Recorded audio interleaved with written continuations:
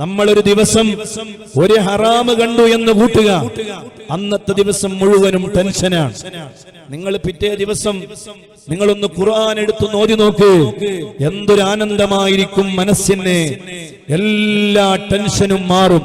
സുബഹി നിസ്കാരം കഴിഞ്ഞിട്ട്, മഗ്രിബ് നിസ്കാരം കഴിഞ്ഞിട്ട് വീടിന്റെ അകത്തളിൽ ഇങ്ങനെ ഇരുന്ന്, ഓ പെങ്ങളെ, ഓ ചെറുപ്പക്കാരാ, ഒരു അല്പസമയം ഒന്ന് ഖുർആൻ ഓതി നോക്ക്, എന്തൊരു ആനന്ദമായിരിക്കും അതിന്.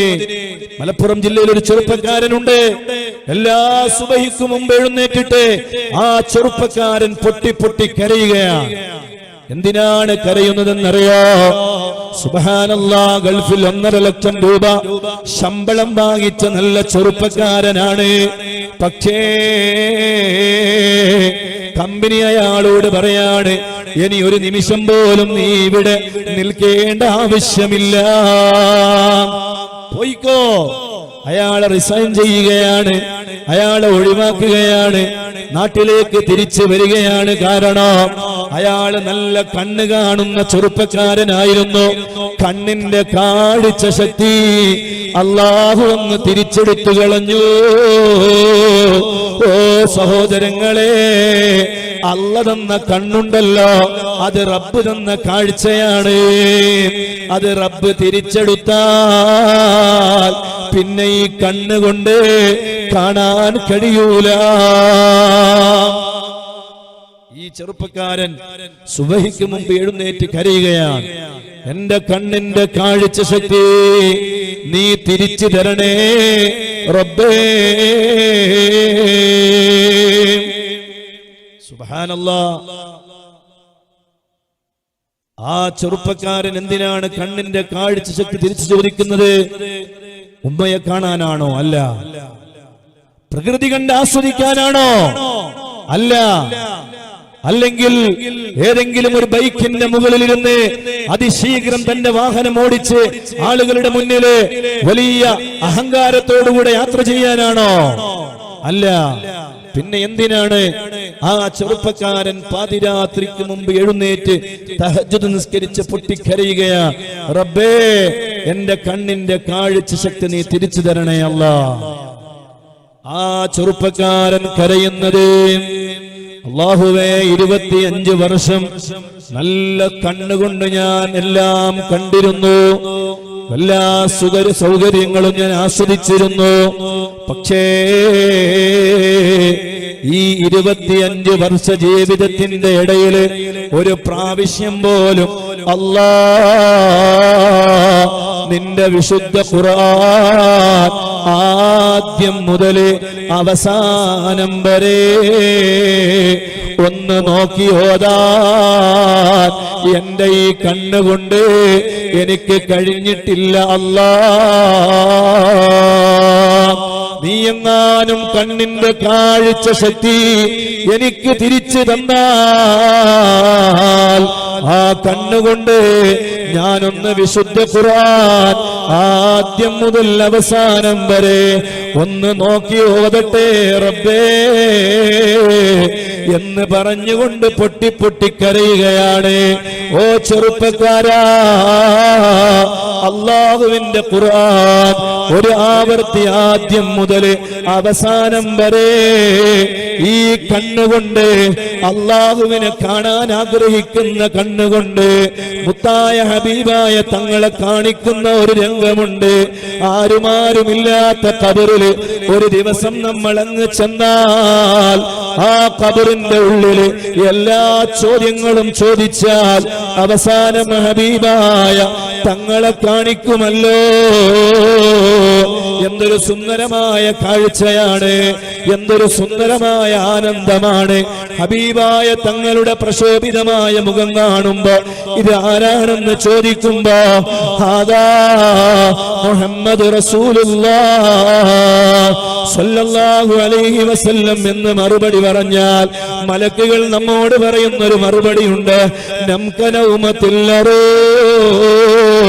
പുതിയ കിടന്നുറങ്ങുമ്പോൾ നിന്റെ ഖബറിൽ നീ വിശ്രമിച്ചോ മോനെ എന്ന് ഖബറാളിയോട് മലക്കുകൾ പറയുമെന്ന് കളവ് പറയാത്ത നാവ് കൊണ്ട് സ്വാദിഖുൽ അമീൻ നബി മുഹമ്മദുർ റസൂലുള്ളാഹ് സല്ലല്ലാഹു അലൈഹി വസല്ലം ആ ഹബീബായ തങ്ങളെ കാണുമ്പോ തിരിച്ചറിയാൻ കഴിയുന്ന കണ്ണാവണോ? ആ കണ്ണുകൊണ്ട് അള്ളാന്റെ റസൂല് പറഞ്ഞില്ലേ, എനിക്ക് ഏറ്റവും ഇഷ്ടമുള്ള കാര്യം, അള്ളാഹുവിന് ഇഷ്ടമുള്ള കാര്യം ആ ഖുർആൻ ഓതലാണ്. ഒരു ആവർത്തി ഓദിച്ച് തീർത്തുകൂടെ? ഒരു ദിവസം ഒരു ജുസെങ്കിലും പാരായണം ചെയ്തുകൂടെ? എന്തിനാണ് ഹറാമ് കണ്ട് നടക്കുന്നത്? എന്തിനാണ് പെങ്ങളെ വൃത്തികേടിലായി സമയം ചെലവഴിക്കുന്നത്? എന്തിനാണ് അന്യ പുരുഷന്മാരോട് ചാറ്റ് ചെയ്യുന്നത്? അല്ലാഹു നമ്മളെ ആഖിബത്ത് നന്നാക്കി തരട്ടെ. മഹ്ശറാ വൻസഭയിലെത്തിയപ്പോ അതേ ഇസ്റാ വൽ മിഅ്റാജിന്റെ യാത്രയില് സ്വർഗം കണ്ടു മുഹമ്മദുർ റസൂലുള്ളാഹ് സ്വല്ലല്ലാഹു അലൈഹി വസല്ലം. അവിടുന്ന് കണ്ടുവല്ലോ, നരകം കണ്ടുവല്ലോ. വേദനാജനകമായ അവസ്ഥയാണ്, വല്ലാത്ത വേദനിക്കുന്ന അവസ്ഥയാണ്. മുത്തു റസൂലുള്ളാഹി തങ്ങൾ പറയാണ്, ദഖൽതു അലൻ നബി സ്വല്ലല്ലാഹു അലൈഹി വസല്ലം. അലിയാര് തങ്ങൾ പറയാണ്, ഞാൻ എന്റെ മുത്തുനബിയുടെ അടുക്കലേക്ക് പോയി.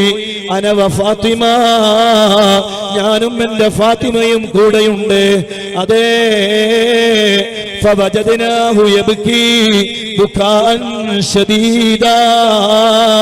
ഹബീബായ തങ്ങൾ പൊട്ടിക്കരയുകയാണ്.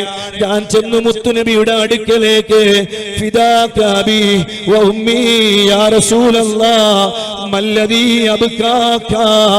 ഓ നബിയേ, എന്തിനാണ് നബിയേ നിങ്ങൾ കരയുന്നത്?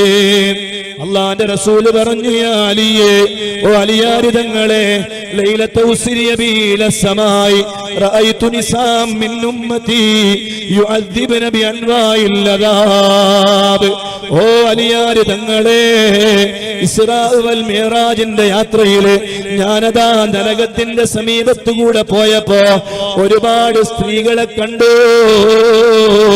സുബ്ഹാനല്ലാഹ്, യുഅദ്ദിബന ബി അൻവാഇൽ അദാബ്. വേദനാജനകമായ ശിക്ഷ കൊണ്ട് അവരെ വേദനിക്കുകയാണ്. ഫബകൈതു ലിമാ റഅയ്തു മിൻ ശിദ്ദതി അദാബിഹിന്ന. അവരനുഭവിക്കുന്ന വേദനാജനകമായ ശിക്ഷ കൊണ്ട് എനിക്ക് കരയാതിരിക്കാൻ കഴിയുന്നില്ല. റഅയ്തു ഇംറഅതൻ മുഅല്ലഖതൻ ബിശഅരിഹാ യഗ്ലി ദിമാഗുഹാ. ഒരു വിഭാഗം പെണ്ണുങ്ങളുണ്ടല്ലോ, അവരുടെ മുടി ഇങ്ങനെ വളർന്നു വന്നിട്ടുണ്ട്. ആ മുടി കൊണ്ട് അവരുടെ ശരീരം പിടിച്ചു കെട്ടിയിട്ടുണ്ട്. സുബ്ഹാനല്ലാഹ്, അവരുടെ തലച്ചോറതാ തിളച്ച് മറിയുകയാണ്. സുബ്ഹാനല്ലാഹ്, വറഅയ്തു ഇംറഅതൻ മുഅല്ലഖതൻ. വേറൊരു വിഭാഗം സ്ത്രീകളുണ്ടല്ലോ, അവരെ ഞാൻ കണ്ടു ബിലിസാനിഹാ. അവരുടെ നാവിങ്ങനെ നീണ്ടു വളർന്നിട്ടുണ്ട്. ആ നാവ് കൊണ്ട് അവരുടെ ശരീരം ഇങ്ങനെ പിടിച്ചു കെട്ടിയിട്ടുണ്ട്. യസുബ്ബു അദാ വൽ ഹമീമു യസുബ്ബു ഫീ ഹൽഖിഹാ. വലിയ ശക്തമായ വേദനാജനകമായ ചുട്ടുപൊള്ളുന്ന ഹമീം എന്ന വെള്ളം അവരുടെ തൊണ്ടക്കുഴിയിലേക്ക് ഒഴിക്കുന്നുണ്ട്. അലിയാരി തങ്ങളെ, വറഅയ്തു ഇംറഅതൻ, വേറൊരു വിഭാഗം പെണ്ണുങ്ങളെ കണ്ടു. അത് ശുദ്ധരിജിലാഹാ ഇലാ ഫദിയൈഹാ.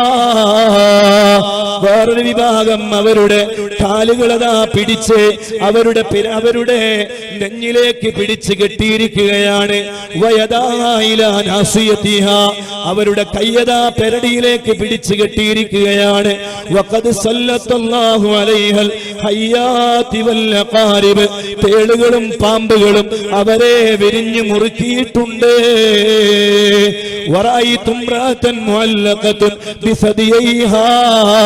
വേറൊരു വിഭാഗം പെണ്ണുങ്ങള് അവരുടെ മാറിടം ഇങ്ങനെ നീണ്ടു വളർന്നു വന്നിട്ടുണ്ട്.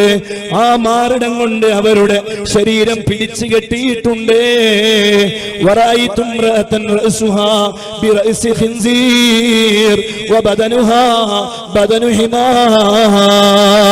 വേറൊരു വിഭാഗം പെണ്ണുങ്ങള് അവരുടെ തല പന്നിയുടെ തലയാണ്. അവരുടെ ശരീരമുണ്ടല്ലോ അത് കഴുതയുടെ ശരീരമാണ്.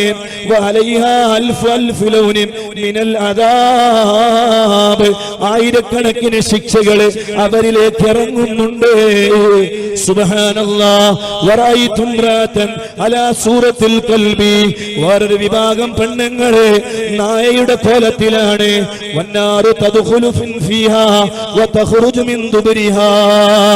അതേ അവരുടെ വായിലൂടെ തീയതാ പുറത്തു അകത്തേക്ക് കടക്കുകയാണ്.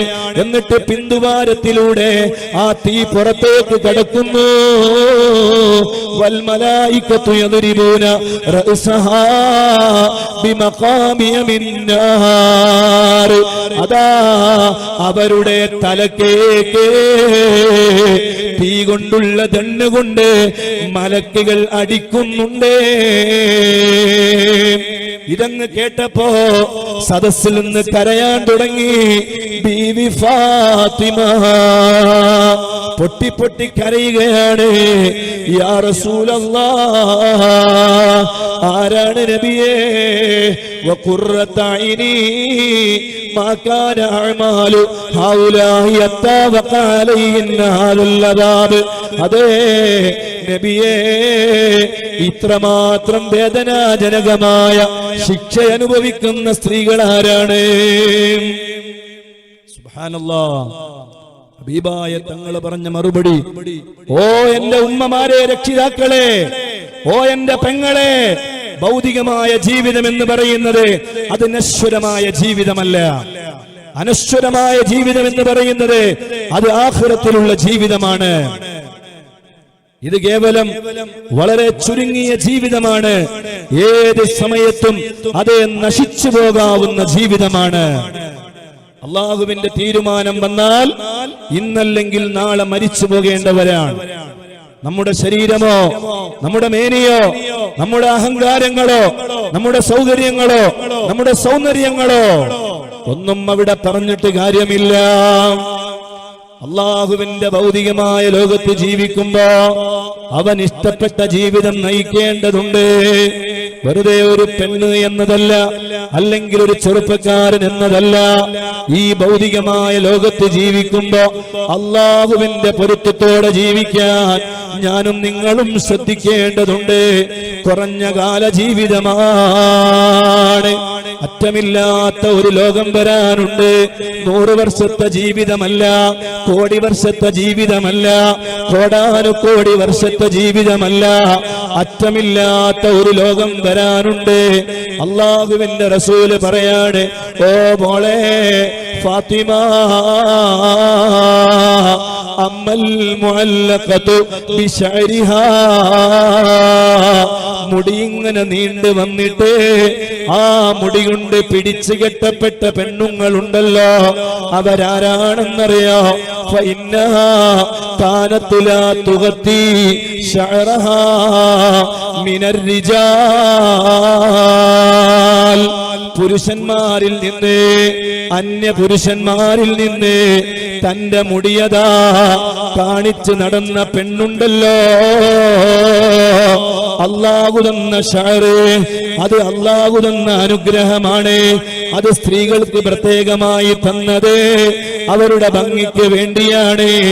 ആ ഭംഗി അന്യപുരുഷന്മാരുടെ മുന്നിൽ കാണിക്കാനുള്ളതല്ല, അത് ഭർത്താവിനെ ആസ്വദിക്കാനുള്ളതാണ്. പക്ഷേ തനിക്ക് അല്ലാഹു തന്ന മുടിയുണ്ടല്ലോ, ആ മുടി അന്യപുരുഷന്മാരുടെ മുന്നിൽ കാണിച്ച് ഒരു പ്രദർശന വസ്തുവായി നീ നടന്നാൽ കണ്ടില്ലേ ചൈനയിലെ അവിടെ പർദയെ നിരോധിച്ച രാജ്യമാണ്. മുഖം മറക്കാൻ പാടില്ല. കൊറോണ എന്ന് പറയുന്ന രോഗം വന്നപ്പോ ചൈനയിലെ പ്രസിഡന്റ് അടക്കം പ്രഖ്യാപിച്ചു, ഒരാള് പോലും ശരീരം മുഴുവനും മറക്കാതെ പുറത്തേക്ക് ഇറങ്ങാൻ പാടില്ല. പർദയെ നിരോധിച്ച രാജ്യത്തെ ശരീരം മുഴുവനും മറച്ചുകൊണ്ട് പൊതുരംഗ് അതേ ഇറങ്ങാൻ വേണ്ടി നിന്നിട്ട് മാത്രമേ ഇറങ്ങാൻ പാടുള്ളൂ എന്ന് പ്രഖ്യാപിക്കുകയാണ്. ഇവിടെയാണ് അള്ളാഹുവിന്റെ ദീനിനെ നമ്മൾ മനസ്സിലാക്കേണ്ടത്. അള്ളാഹു തന്ന പർദയുണ്ടല്ലോ, ആ സുന്ദരമായ വസ്ത്രയുണ്ടല്ലോ, ആ നിഖാബുണ്ടല്ലോ, ആ മുഖം മറക്കലുണ്ടല്ലോ, ആ തലമറക്കലുണ്ടല്ലോ, അത് നിന്റെ ഭംഗിയാണ് മോളെ. നിന്റെ സൗന്ദര്യം അത് വേറൊരുത്തന്റെ മുന്നിൽ കാണിക്കാനുള്ളതല്ല. അങ്ങനെ നിന്റെ ശരീരത്തില് അള്ളാഹു തന്ന മുടിയുണ്ടല്ലോ, അത് അന്യ പുരുഷന്മാരുടെ മുന്നിൽ ഒരു പ്രദർശന വസ്തുവായി നീ ജീവിച്ചാൽ ഭൗതികമായ ലോകത്ത് ഒരുപക്ഷേ നിന്നെ നല്ലത് പറയാൻ നല്ല ചെറുപ്പക്കാർ ഉണ്ടായി എന്ന് വരും. നീ ഒരു ഇൻസ്റ്റഗ്രാമിൽ ഒരു ഫോട്ടോ ഇട്ടാൽ നിനക്കൊരു പക്ഷേ ആയിരക്കണക്കിന് ലൈക്ക് ലഭിച്ചെന്ന് വരാ. നിന്റെ സൗന്ദര്യമാർന്ന മുഖമുണ്ടല്ലോ, അത് സ്റ്റാറ്റസ് വെച്ചാൽ നിനക്ക് ആവേശം തരാൻ ഒരുപാട് ലൈക്കുകളുമായി പലരും നിന്റെ കൂടെയുണ്ടായെന്ന് വരാം. അവര് ഖബറിലുണ്ടാവൂല, അവര് മഹ്ശറയിലുണ്ടാവൂല. വലിയ ഗൗരവത്തോടുകൂടെ സൂക്ഷിക്കണേ. സുബ്ഹാനല്ലാഹ്, അവരുടെ മുടിയതാ ഇങ്ങനെ നീണ്ടുവന്നിരിക്കുകയാണ്, എന്നിട്ട് പിടിച്ചു കെട്ടിയിരിക്കുകയാണ്. അവരുടെ തലയുണ്ടല്ലോ, ആ മുടി അന്യപുരുഷന്മാരുടെ മുന്നിൽ പ്രദർശന വസ്തുവാക്കി എന്നതിന്റെ പേരിൽ തിളച്ച് മറിയുകയാണ്. അല്ലാഹുവേ, ഞങ്ങളെ ഭാര്യമാരെ, ഞങ്ങളെ പെൺമക്കളെ, ഞങ്ങളെ ഉമ്മമാരെ നീ കാക്കണേ അല്ലാഹ്. അള്ളാന്റെ റസൂല് പറയാണ്, അറിയോ ഫാത്തിമ, രണ്ടാമത്തെ വിഭാഗം പെണ്ണുങ്ങള് വഅമ്മൽ മുഅല്ലഖതു ബിലിസാനിഹാ, നാവ് നീണ്ടു വളർന്ന പെണ്ണുണ്ടല്ലോ, ഫഇന്നഹാ കാനത്ത് തുസീ സൗജഹാ. നാവ് നീണ്ട് വളർന്നിട്ട് ആ നാവ് കൊണ്ട് പിടിച്ചു കെട്ടിയ പെണ്ണുണ്ടല്ലോ, ആ പെണ്ണ് തന്റെ ഭർത്താവിന് അല്ലാത്ത വേദനാജനകമായ വിഷയങ്ങൾ പറഞ്ഞ് അതേ ഭർത്താവിനെ വേദനിപ്പിച്ച പെണ്ണാണ്, അതേ ഭർത്താവിനെ ദുഃഖിപ്പിച്ച പെണ്ണാണ്, ഭർത്താവിനെ വിഷമിപ്പിച്ച പെണ്ണാണ്. ആ പെണ്ണിന് വേദനാജനകമായ ശിക്ഷ നാളെ ആഖിറത്തിൽ അനുഭവിക്കാനുണ്ടെന്ന് നബി മുഹമ്മദുർ റസൂലുള്ളാഹ്. വലിയ വിശാലമായ വിഷയമാണ്, ഞാനിപ്പോൾ അതിലേക്ക് കടന്നു പോകുന്നില്ല. വഅമ്മൽ മുഅല്ലഖതു ബിസദിയൈഹാ, അതേ മാറിടം നീണ്ടു വളർന്ന പെണ്ണുണ്ടല്ലോ, ഫഇന്നഹാ കാനത്ത് തുദീ ഫിറാശ സൗജിഹാ. മാറിടം നീണ്ടു വന്നിട്ട് ആ മാറിടം കൊണ്ട് ശരീരം മുഴുവനും പിടിച്ചു കെട്ടിയ പെണ്ണുണ്ടല്ലോ, ആ പെണ്ണ് ആരാണെന്നറിയോ? അന്യ പുരുഷന്മാരെ തന്റെ വിരിപ്പിലേക്ക് ക്ഷണിച്ചു വന്നിട്ട് അവിടെ കിടത്തിയ പെണ്ണാണ് നബി മുഹമ്മദുർ റസൂലുള്ളാഹി. സുബ്ഹാനല്ലാഹ്, അന്യപുരുഷന്മാരെ കിടപ്പറയിലേക്ക് ക്ഷണിക്കുകയാണ്. എന്നിട്ട് ആ ഭർത്താവ് കൊടുത്തയച്ച പണവും സൗകര്യങ്ങളും എല്ലാം മറന്നുകൊണ്ട് ആ ഭർത്താവിനെ വഞ്ചിച്ചുകൊണ്ട് അന്യപുരുഷന്മാരെ കിടപ്പറയിലേക്ക് ക്ഷണിച്ചു വരുത്തുന്നവർ ഓർത്തുകൊള്ളണം. അവരെ ഒരുപക്ഷെ ഭൗതികമായ ലോകത്ത് ഒരു ചെറിയ സുഖം ലഭിച്ചു എന്ന് വരാം, പക്ഷേ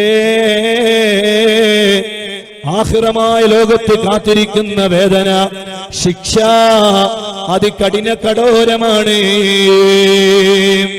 അല്ലാഹുവിന്റെ ഹബീബായ തങ്ങൾ പറയാണ് വഅമ്മല്ലതി ശുദ്ധരിജിലാഹ ഇലാ സദിയൈഹാ വയദാഹാ ഇലാ നാസിയതിഹാ കാല് പിടിച്ച് നെഞ്ഞിലേക്ക് പിടിച്ചു കെട്ടിയ പെണ്ണുണ്ടല്ലോ, കയ്യതാ പിരടിയിലേക്ക് പിടിച്ചു കെട്ടിയ പെണ്ണുണ്ടല്ലോ, പാമ്പുകളും തേളുകളും അവരുടെ ശരീരത്തിൽ ഇങ്ങനെ അതാ തിളച്ചു മറിയുകയാണ്. അങ്ങനെയുള്ള പെണ്ണുണ്ടല്ലോ ഫഇന്നഹാ കാനത്ത് ലാ തഗ്തസിലു മിനൽ ജനാബത്തി വൽ ഹൈലി വതസ്തസിഹു ബിസ്സലാ. രാത്രി ഭർത്താവിന്റെ കൂടെ സുഖകരമായി കിടന്നുറങ്ങിയ പെണ്ണാണ്, ഭർത്താവുമായി ആനന്ദത്തോടെ കഴിഞ്ഞ പെണ്ണാണ്. എന്നിട്ട് ജനാബത്തുകാരിയായി അല്ലാഹു തരുന്ന വലിയ അനുഗ്രഹങ്ങളാണ്, അതെല്ലാം സുന്ദരമായി ഉപയോഗപ്പെടുത്തി. പക്ഷേ ജനാബത്തുകാരനായി ജനാബത്തുകാരിയായി എന്നിട്ടതാ സുബഹിയുടെ ബാങ്ക് കൊടുക്കുമ്പോ ഒന്ന് എഴുന്നേറ്റിട്ട് ജനാബത്ത് കുളിക്കാതെ സുബഹി നിസ്കരിക്കാതെ കിടന്നുറങ്ങിയ പെണ്ണുണ്ടല്ലോ, ആ പെണ്ണിനിക്കുള്ള വേദനയാണ് നബി മുഹമ്മദുർ റസൂലുള്ളാഹ് സ്വല്ലല്ലാഹു അലൈഹി വസല്ലം. ഭർത്താവിന് കൂടെ കിടന്നുറങ്ങിയിട്ട് ജനാബത്തുകാരനായിട്ട് ജനാബത്തുകാരിയായിട്ട് ഞാൻ എങ്ങനെ ഈ തണുപ്പത്ത് കുളിക്കുമെന്ന് ചിന്തിക്കുകയാണ്. രാത്രി എഴുന്നേൽക്കുന്നില്ല, സുബഹിന് മുമ്പ് എഴുന്നേൽക്കുന്നില്ല, ജനാബത്ത് കുളിക്കുന്നില്ല, സുബഹി നിസ്കരിക്കുന്നില്ല. അങ്ങനെയാണെങ്കിൽ നീ കാത്തുകൊള്ളണം മോളെ, വല്ലാത്ത വേദനാജനകമായ ശിക്ഷയാണ്. നിന്റെ കാലത നെഞ്ഞിലേക്ക് മാറിടത്തിലേക്ക് പിടിച്ചു കെട്ടിയിരിക്കുകയാണ്. എന്നിട്ടതാ തന്റെ കയ്യെ പിരടിയിലേക്ക് പിടിച്ചു കെട്ടുന്നു, പാമ്പുകളും തേളുകളും തുറന്നു വിടുകയാണ്. എത്രമാത്രം വേദനാജനകമായ ശിക്ഷയാണ്. അള്ളാഹുവിനെ ഓർക്കേണ്ട സമയത്ത് ഓർക്കണേ. മഹദിയായ ബീവി ആയിഷ റളിയല്ലാഹു അൻഹ പറയാണ്, ഞാനതാ മുത്തുനബിയുടെ അടുക്കലേക്ക് ചെല്ലുകയാണ്. മരണത്തിന്റെ അവസാന നിമിഷമാണ്. ഏത് സമയവും ഹബീബായ തങ്ങൾ ഈ ലോകത്തോട് വിട പറയാൻ കാത്തു നിൽക്കുകയാണ്. വേദനയോടെ ഞാനിങ്ങനെ ചെന്നു മുത്തുനബിയുടെ സമീപത്ത് ഇങ്ങനെ നിൽക്കുമ്പോ എന്റെ സഹോദരനായ അതേ അബ്ദുറഹ്മാൻ ഇബ്നു അബീ ബക്കർ റളിയല്ലാഹു അൻഹുമ മുത്തുനബിയുടെ അടുക്കലേക്ക് കടന്നു വന്നു. അവരുടെ കയ്യിലൊരു മിസ്വാക്കുണ്ട്. ഹബീബായ തങ്ങൾ ആ മിസ്വാക്കിലേക്ക് ഇങ്ങനെ നോക്കുകയാണ്. ഞാൻ ഇങ്ങനെ ശ്രദ്ധിച്ചപ്പോ എനിക്ക് മനസ്സിലായി ആ മിസ്വാക്ക് മുത്തുനബിക്ക് ആവശ്യമുണ്ട്. ഞാൻ എന്റെ റസൂലുള്ളാഹി തങ്ങളോട് ചോദിച്ചു, ഓ നബിയേ, നിങ്ങൾക്ക് മിസ്വാക്ക് ആവശ്യമുണ്ടോ? ഉണ്ട് എന്ന രൂപത്തിൽ അവിടുന്ന് തലയിങ്ങനെ ആട്ടുകയാണ്. ഞാനതാ മിസ്വാക്ക് വാങ്ങിയിട്ട് എന്റെ തുപ്പുനീര് കൊണ്ട് അതൊന്ന് മയപ്പെടുത്തിയിട്ട് ആ തുപ്പുനീര് എന്റെ മുത്തു റസൂലുള്ളാഹി തങ്ങളുടെ വായയിലേക്ക് വെച്ചിട്ട് മുത്തുനബിയുടെ അതാ സുന്ദരമായ വായൊന്ന് പല്ല് തേച്ചു കൊടുക്കുകയാണ്. ഹബീബായ തങ്ങളുടെ സമീപത്ത് വെള്ളം കൊണ്ടുവച്ചിട്ടുണ്ട്. അതിലേക്ക് ഹബീബായ തങ്ങൾ കൈയിടുകയാണ്. എന്നിട്ട് അതിൽ നിന്ന് അല്പം വെള്ളമെടുത്ത് അവിടുത്തെ മുഖവും വായയും കഴുകുന്നു. ഞാനിങ്ങനെ നോക്കി നിൽക്കുകയാണ്. അപ്പോഴാണ് എന്റെ റസൂലുള്ളാഹ് എന്നെ ഇങ്ങനെ വിളിക്കുന്നു. ഞാനിങ്ങനെ ചെന്ന് നോക്കുമ്പോ അവിടുത്തെ ചുണ്ടിങ്ങനെ അനങ്ങുന്നുണ്ട്. യാ ആയിഷ ഇന്നലിൽ മൗതി സക്കറാത്ത്. ഓ മോളെ ആയിഷ, മരണത്തിന് ഒരു വേദനയുണ്ട് മോളെ, മരണത്തിനൊരു വേദനയുണ്ട്. എന്നിട്ട് ഹബീബായ തങ്ങളുടെ ചുണ്ട് എന്തോ ഇങ്ങനെ മന്ത്രിച്ചു കൊണ്ടിരിക്കുകയാണ്. ഞാൻ എന്റെ ചെവി എന്റെ മുത്തു റസൂലുള്ളാഹി തങ്ങളുടെ ചുണ്ടിന്റെ സമീപത്ത് വെച്ചപ്പോ അള്ളാന്റെ റസൂല് പറയാണ്, അസ്സലാ അസ്സലാ അസ്സലാ. നിസ്കാരത്തിന്റെ കാര്യം അത് ശ്രദ്ധിക്കണേ, അത് ശ്രദ്ധിക്കണേ. സുബ്ഹാനല്ലാഹ്. ഭർത്താവിന്റെ കൂടെ കിടന്നുറങ്ങിയാലും കിടന്നുറങ്ങിയില്ലെങ്കിലും ഓ യുവാക്കളെ, 5 വക്ത് നേരം അല്ലാഹുവിന്റെ പരിശുദ്ധമായ പള്ളിയിൽ വന്ന്, അല്ലെങ്കിൽ നമ്മുടെ വീടുകളിൽ നിന്ന് നാഥനായ റബ്ബിനെ കൃത്യമായി 5 വക്തില് ഓർക്കണേ. അടിച്ചുപൊളിയുടെ കാലത്ത് ഒരു വക്ത് നിസ്കാരം പോലും നമ്മൾ നഷ്ടപ്പെടുത്തിക്കൂടാ. മരണത്തിന്റെ അവസാന സമയവും ഹബീബായ തങ്ങൾ തേങ്ങുന്ന മനസ്സോടെ വിതുമ്പുന്ന ചുണ്ടുകളോടെ അവിടുന്ന് പറഞ്ഞ വാചകം അസ്വലാ, നിസ്കാരത്തിന്റെ കാര്യമാണ്. 5 വക്ത് നിസ്കാരം അത് കൃത്യമായി നിർവഹിക്കണം. മഹാനായ ലുഖ്മാൻ നബി അലൈഹിസ്സലാം മകനോട് നടത്തിയ ഉപദേശങ്ങളിലെ ഏറ്റവും വലിയ ഉപദേശം, മോനെ യാ ബുനയ്യ അഖ്മിസ്സലാ, നിസ്കാരം നിലനിർത്തണം മോനെ. ഏതാണ് അന്നത്തെ കാലത്ത് നിസ്കാരം?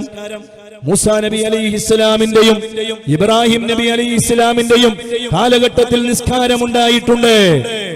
അതേ സമയത്ത് ഹബീബായ തങ്ങളുടെ ഉമ്മത്തിന് അല്ലാഹു തന്ന വളരെ സുന്ദരമായ 5 വക്ത് നിസ്കാരം അത് മറന്നുകൊണ്ട് നമ്മൾ എന്ത് മുസ്ലിമാണ്, നമ്മൾ എന്ത് മുസ്ലിമാണ്? അല്ലാഹുവിന്റെ പള്ളിയിലേക്ക് വരാനുള്ള മനസ്സ് നമുക്ക് വേണ്ടേ? വഫാത്തിന്റെ അവസാന സമയവും മഹാനായ സയ്യിദുനാ അബൂബക്കർ സിദ്ദീഖ് റളിയല്ലാഹു അൻഹുവിന്റെ ചുമലിൽ കൈയിട്ട്, ഉമർ ഇബ്നുൽ ഖത്താബ് റളിയല്ലാഹു അൻഹുവിന്റെ ചുമലിൽ കൈയിട്ട് തന്റെ വീട്ടിൽ നിന്ന് മദീന പള്ളിയിലേക്ക് വരികയാണ്. റഹ്മത്തുൽ ലിൽ ആലമീനായ നബി മുഹമ്മദ് റസൂലുള്ളാഹി സ്വല്ലല്ലാഹു അലൈഹി വസല്ലം ഭർത്താവിന്റെ കൂടെ നല്ല സുഖമായിട്ട് കിടന്നുറങ്ങാൻ, ജനാബത്തുകാരനാവുകയാണ്, ജനാബത്തുകാരിയാവുകയാണ്. സുബഹിക്ക് ഇങ്ങനെ ബാങ്ക് കൊടുക്കുമ്പോ ഇനിയിപ്പോ എഴുന്നേൽക്കണ്ടേ, ഞാൻ എങ്ങനെ ഈ തണുപ്പത്ത് കുളിച്ച് നിസ്കരിക്കും? സുബ്ഹാനല്ലാഹ്. എന്നിട്ട് പുതപ്പിന്റെ ഉള്ളിൽ മൂടി പുതച്ച് കിടന്നുറങ്ങുകയാണ്. നല്ല സുഖമുണ്ടാവും ഉറങ്ങാൻ. സുബ്ഹാനല്ലാഹ്. ഹബീബായ തങ്ങൾ പറയാണ്, മഹ്ശറയിലെ നാളെ നരകത്തിലെ ഒരു വിഭാഗത്തെ ഞാൻ കണ്ടു. അള്ളാഹുവിന്റെ റസൂൽ പറയാണ്, എന്താണ് അവരുടെ അവസ്ഥ എന്നറിയോ? അവരിങ്ങനെ ഒരു വിഭാഗം ആളുകൾ ഇങ്ങനെ കിടന്നുറങ്ങുകയാണ്. നല്ല ഉറക്കിൽ ഇങ്ങനെ ഉറങ്ങിക്കൊണ്ടിരിക്കുമ്പോ അവരുടെ അടുക്കലേക്ക് മലക്കുകൾ ഇങ്ങനെ വരികയാണ്. എന്നിട്ടതാ വലിയ കല്ലെടുത്തിട്ട് അവരുടെ തലക്ക് മുകളിലേക്ക് ഇടുകയാണ്.